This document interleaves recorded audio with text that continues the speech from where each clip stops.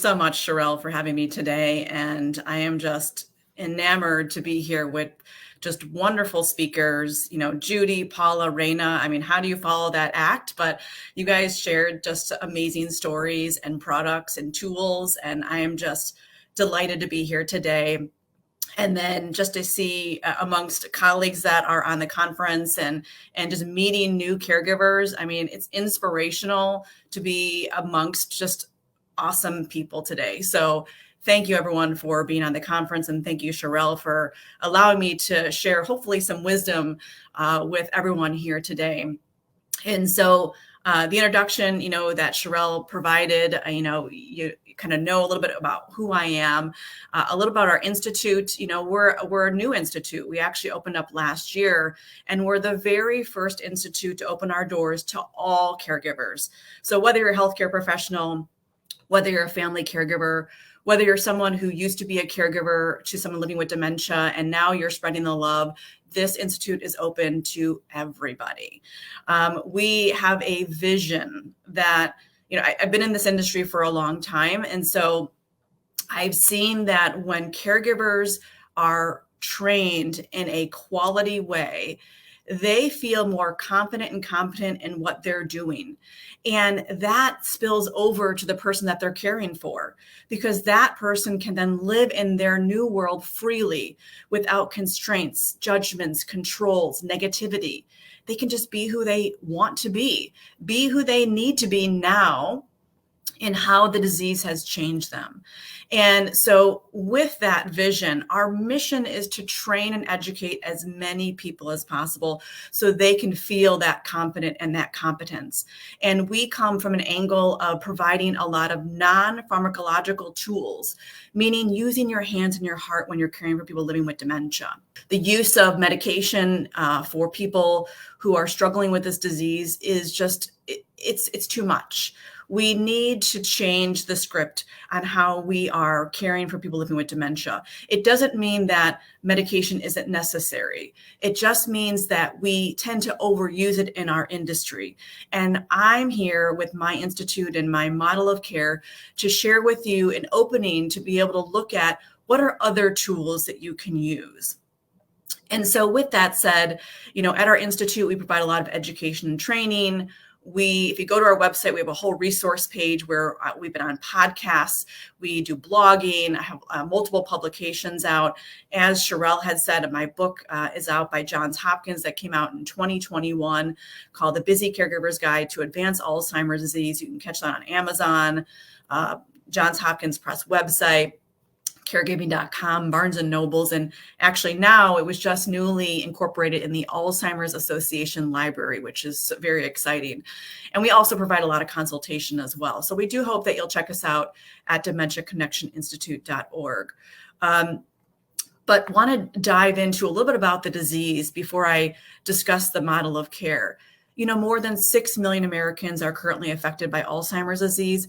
And by 2050, they're actually estimating over 16 million Americans will have been affected. Someone actually develops this disease every 33 seconds. So I'm going to speak to you for maybe about 30 minutes. And in that time, about 66 people will have developed this disease. And it is the number one diagnosis in seniors, but we are actually seeing more and more seniors, or more and more people, being diagnosed earlier in their 30 to 50 year range. And 1 in 3 seniors do pass away with this disease, unfortunately. And caregivers, right now, over $230 billion are being spent in cost to care for those living with dementia. And by 2050, they're actually estimating over $1 trillion to take care of those living with dementia. And this is not including the costs that are not reported by caregivers who are unpaid, right? So you can imagine where we need to keep track of when it comes to this cost. And here's an interesting statistic that I wanted to share with you that I came across. 45% of people with Alzheimer's disease or their caregivers are being told of their diagnosis, while 90% of people with the 4 most common types of cancer are being told of their diagnosis, right? So what that's saying is that physicians are more comfortable or more prepared or more educated about cancer rather than dementia. So you can see here, we at the Institute have a lot of work to do. We want to educate as many people as possible, including from the physicians on down, okay? We need to be able to spread this love of dementia education. Now, a little bit about dementia, because, there's sometimes there's knowledge or information out there that's not always accurate. So we talked about dementia. It is a neurocognitive disorder that spans anywhere from mild to major, as Sherelle had said. But dementia is a descriptor word. It's not the actual diagnosis itself. Dementia means loss of mental functioning. So it's a broad term that describes many forms of dementia. Forms including like Alzheimer's disease being the most common. Frontotemporal dementia, that's the one that Bruce Willis, right, and his family have been talking about. Lewy bodies, right? Vascular dementia, dementia included with Parkinson's disease. There's a mixed dementia, right? And I can go on and on and on with how many forms of dementia, because can you believe there's actually over 100 different types of dementia? Over 100. So when we talk about this loss of mental functioning, right? These are deficits in various forms of memory, language, learning ability, judgment, and orientation, right? So those are the symptoms, and depending on which symptoms the person has, this is going to lend to which form of dementia the person has. Again, Alzheimer's being the most common, okay? So can you believe over 100 different types of dementia? So when we talk about dementia and this form, right, think about it like the term mental illness, right? That is a descriptor word, but there's many forms of mental illness, right? We have schizophrenia, we have bipolar disorder, we have depression, right? And actually, I spent my first half of my career working in the mental health field. And I transitioned over to dementia care in the second half here of my career. And can you believe this, that my caregiving journey is a bit different, where, where most people become a caregiver, a dementia caregiver, and then they enter into this field, right? And they give back. Where I actually entered in the field because I fell in love with people living with dementia, their families, the staff who were caring for them. And actually then I had a family member who passed away with Alzheimer's disease. And so for me, it was more about just seeing where there was a need to educate people, talking to nurses who've been in this field for over 25 years, who've said, Dr. Stelter, I have worked in this field and you explain it in a way that makes sense. No one's explained this to me like this before. So I said, I have something here, right? And so when we talk about this disease, right, over 100 forms. And so with that, we've got to be educated. So I developed the dementia connection model because I felt there was a need to not only educate people on what this disease means, but also tools. What are tools that they can put in their actual hands that they can use every day? And so let's talk about the dementia connection model. So I developed this over a 10-year period, trialing it in assisted living facilities, in skilled nursing facilities, for folks at home, right? And it's a framework consisting of 3 pillars. The first pillar is called the theory of retrogenesis. And this was actually researched and coined by Dr. Barry Reisberg, a guru in dementia care who's been here forever. And his research really pointed to the fact and allows us as caregivers to put ourselves in that person's shoes and understand their journey a bit better, where all skills are going to go reversed from adulthood to infancy. This is how we walk, how we talk, how we cope with life, all of our skills, right? And so we have to understand that developmentally, when we're working with someone with dementia, that they are no longer their chronological age. They are developmentally at a younger age. And that younger age, unfortunately, looks like the range of adolescence. And so what that means is for us as caregivers to understand, to lower expectations and not become frustrated with the situation and the person, because we are working with someone who is much younger, or we're caring for, or we're loving somebody who is much younger. Raina put it really good. She said that her husband had changed. He wasn't the person that he was, but that love was still there. And that is absolutely true. That love is still there because that's not going to go away. How we feel, right? How that person feels with you and how you feel with that person is not going to go away. However, their brain is different. Their skill set is different. And we have to accept that as caregivers and to keep that at our forefront, that when the person can't do the things that they used to do, or their personality has changed, that's true because they are functioning like they were when they were maybe in their 20s, in their teens, in their adolescence. And you'll get to meet that person and see that person as they digress, right? So that's the theory of retrogenesis. So we have to put ourselves in that person's shoes and we say, what does that look like to be an adolescent? And what that looks like is adolescents actually use their senses to navigate their world, to understand their world, right? So they use what they see and what they hear, taste, touch, and smell. They use all those five senses to navigate and understand, right? Think about this, right?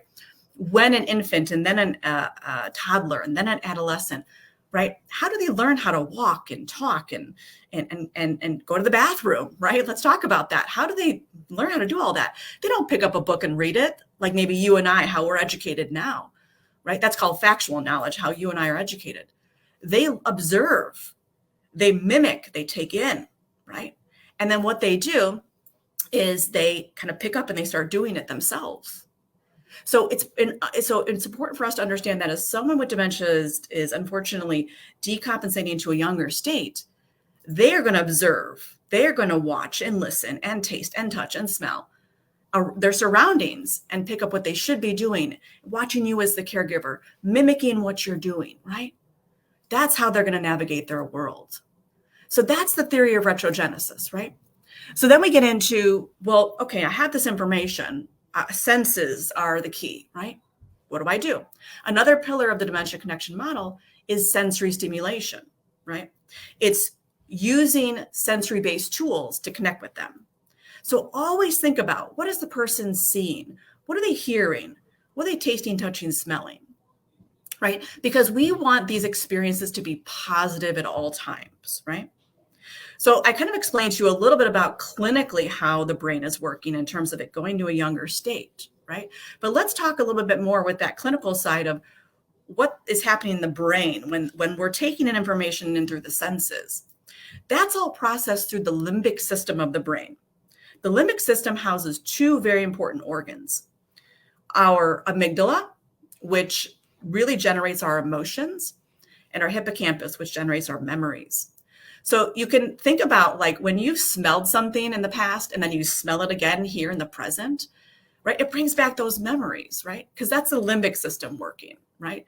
So all sensory information is going to be processed in that limbic system, influencing our emotions and our memories, right?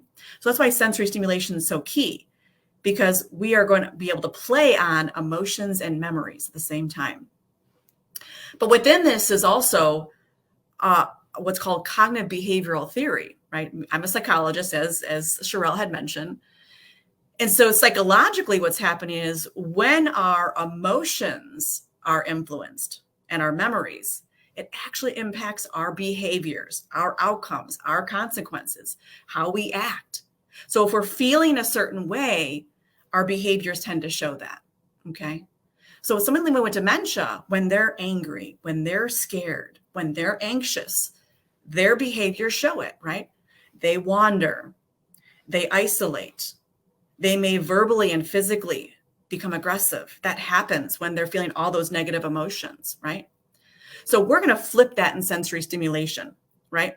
We're going to use sensory-based information that's positive, because we want to influence positive emotions, positive memories, positive behaviors, right? We want them to feel calm, secure, happy, content, right? Excited. Those are the emotions we want them to feel. We want them to associate those memories with you, the caregiver. So when they see you and you're providing that stimuli, right? They're associating that feeling with you and they want to be around you more. They want to follow what you're doing. They want to connect to you, right? Hence the dementia connection model. And then their behaviors are showing that, right? And so with that said, then you as the caregiver, as you see this connection, you feel secure, you feel confident, you feel competent, right? Because you're like, I got this. I finally found the formula that's going to keep us connected. Because as Drina said, right, that love is still there. So you're going to feel that connection. Okay. And the third pillar of the dementia connection model is called habilitation, simply meaning keep using sensory stimuli on a regular basis every single day and have structure to it, right? Because as you reinforce their sensory skills every day, right, they're going to keep those skills much longer. And that's what habilitation means, right? So for example, if you're going to use aromatherapy, use it consistently throughout the day. If you're going to use, different forms of visual stimuli, like maybe positive pictures or devices, right? Like Sociavi that Paula had talked about, right? Try to do that every day, right? Have that phone call with Paula Sociavi. Have that, every day consistently, 3 p.m., something like that, right?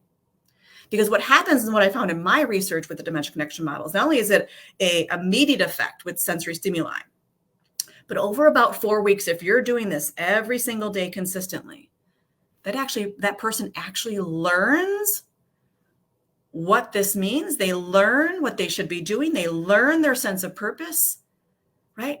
Because they are associating those things through their memory, right? It's still there. It can still be there if reinforced every day for about 4 weeks. Briefly, I'll just share with you, I trialed various sensory stimuli in an assisted living for 3 months around a dining process. So we found that, these folks living with dementia in this particular facility, and this is common to the disease, that they were losing their ability to eat. They were losing their appetite, right? Very common with the disease. And so we put a multi-sensory program in with the dementia connection model, and we had astounding results over a 3-month period. 46% of residents in that population increased their food consumption. 54% gained or maintained weight, which is really positive because you don't want people living with dementia to lose weight. And 72%, actually, we were able to discontinue supplemental use, meaning that they no longer had to drink their meals. They were able to eat real food, right? And outside of those amazing, data points, we actually saw residents in that assisted living over about a 4-week period, as I was mentioning, when they were smelling the aromatherapy and they were hearing the music, they knew it was time to eat. So they would actually wheel or walk themselves to the dining area on their own. So staff members, family members who were there didn't have to assist their loved one or their resident to the dining area. They knew how to do it on their own. And so the staff members who, for those residents who really needed help, the staff members could focus on those people and didn't need to wheel or assist or guide everyone to that dining area, right? So we have just wonderful, of course, testimonials from that. So that's the dementia connection model, right? It's basically using sensory stimulation, positive sensory stimuli that that person would connect to on a daily basis consistently, right? Those are your tools. So I want to give you some of those tools here real fast. So let's fill our toolboxes, right? We always fill our toolboxes here at the Dementia Connection Institute. Let's talk about visual stimulation, okay? Color is very profound. And I have a whole section on it in my book, right? Lime green is actually the most profound color that you can use. Maybe not the prettiest for everybody, but the most profound. It's actually been studied that it is the longest color that you and I as humans can see. And there's been studies in dementia care that showed that it actually decreases sundowning. And so when we talk about, where could you use lime green, right? It could be what you wear. So if you're a caregiver on a consistent basis using lime green, I've influenced a lot of various senior living communities to shift their nurses and CNAs from wearing traditional white uniforms to lime green uniforms. And it has shown just tremendous results, right? So lime green is a very profound color. Yellow and red, also very profound, especially in the dining process. There's been studies shown that when you change the plateware, that the person is eating off of. It can actually increase consumption and maintain attention. So yellow and red plates are very profound. Okay. And that's why you think about yellow and red. Where have I seen that before? McDonald's, billion-dollar company, right? Because yellow sustains your attention. Red actually makes you hungry. So kudos to McDonald's. Blue is very calming. So we always recommend light blue walls for the environment, blue objects, if you're going to use those kinds of things, very calming. Okay. So those are some positive colors that you can use. But other positive visual stimuli, think about, what does the person like to see, right? So are there relaxing scenes that you can either play on the TV or on an iPad, or pictures of relaxing scenes that maybe you've taken over previous vacations, right? Pictures of family, right? So what do they like to see? But keep in mind, for you as the caregiver, your facial expression is a visual stimuli. So you always want to try and be as positive as possible. Okay. I always say, check things at the door, check your baggage at the door. I understand caregiving is difficult. I've been in that caregiver role, having worked alongside people living with dementia for years. It's tough. It really is tough. But they don't deserve to feel our feelings. What they deserve to feel is our positivity, our calmness. So even if you have to fake it, right, put that smile on your face, because studies do show when you put a smile on your face, after about a couple of minutes, you start to actually feel that emotion, right? So do them a favor, positive facial expressions. Okay. Let's move on to auditory. What are they hearing, right? So music has been tested tremendously in this space, and Music and Memory is a company. You can Google them. I think it's musicandmemory.com or .org. Great research has been done, but you want to play music of their era that they enjoy, right? And that will make such profound cognitive effects for them in that moment and longer term as well. So what do they like to listen to for music? What are other things that they like to listen to? Some people find calm from white noise, birds chirping, kids laughing, just the calmness of a family member's voice that they enjoy, right? But also remember your tone of voice. Your tone of voice needs to be calm.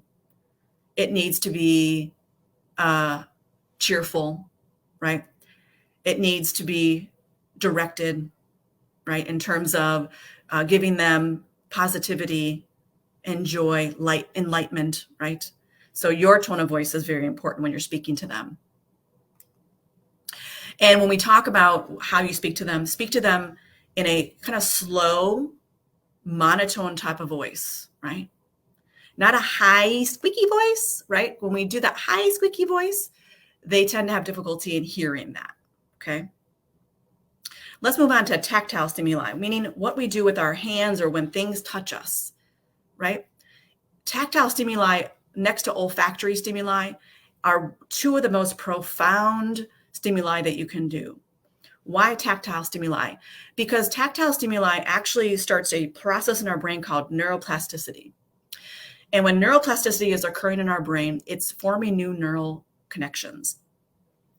And those new neural connections are also creating a cognitive reserve. So think about it like a cognitive reserve is like a bank account, right? We save up our money in a bank account. So here we're going to save our cognition. So when our brain really needs it, it can pull from that, okay?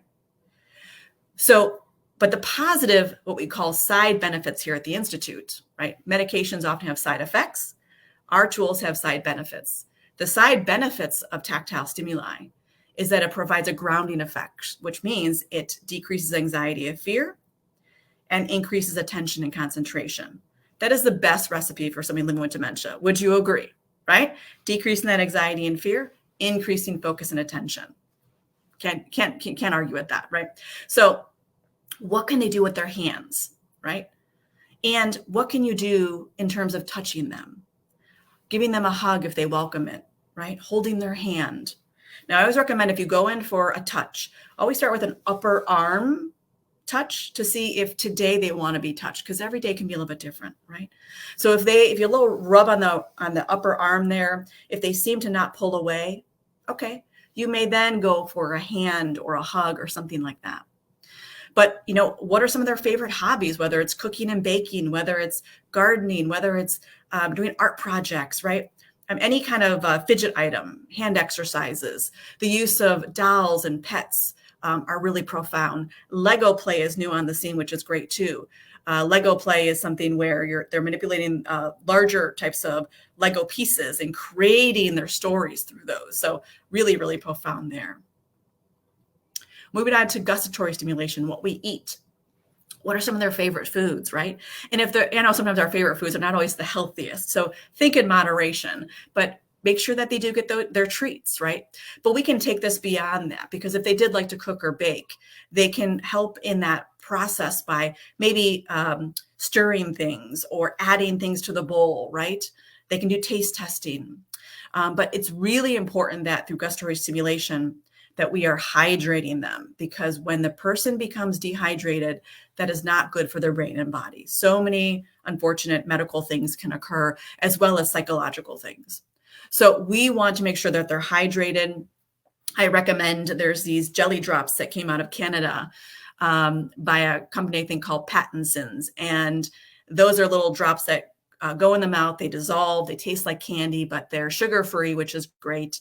And they dissolve quickly and have a nice taste to them. So if your loved one or your resident, your patient, your client, if they're struggling with that, I recommend those jelly drops because they're wonderful. But make sure we're hydrating, because people with dementia, unfortunately, they don't think to drink, because again, they're going to an adolescent state.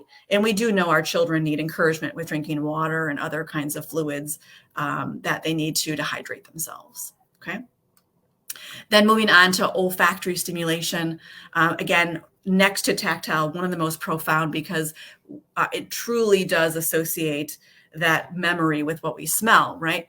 But also what happens is with olfactory stimuli, it's actually a direct influence to the limbic system, where all other stimuli is indirect, meaning that it's processed somewhere else in the brain, and then it goes to the limbic system, where olfactory just goes right to the limbic system, because that olfactory bulb right under that limbic system. Okay, so it's kind of a direct influence right there.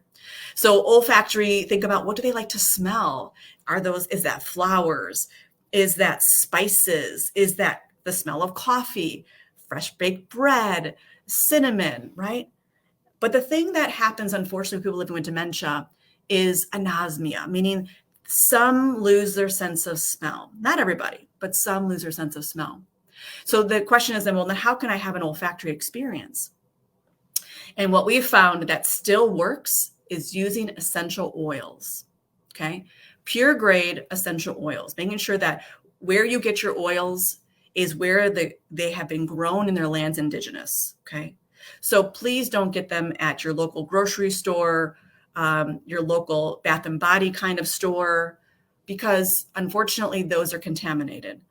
About 87% of all oils on shelves that you find in the store are contaminated, because they have to be cut in order to be cheaper to the consumer. But unfortunately, they're filled with all kinds of contaminants that will counteract the experience you're looking for, right? And so make sure that the oil that you're getting is pure. Make sure they're getting it from the lands indigenous, right? So make sure it was actually extracted from that and not processed somewhere, okay?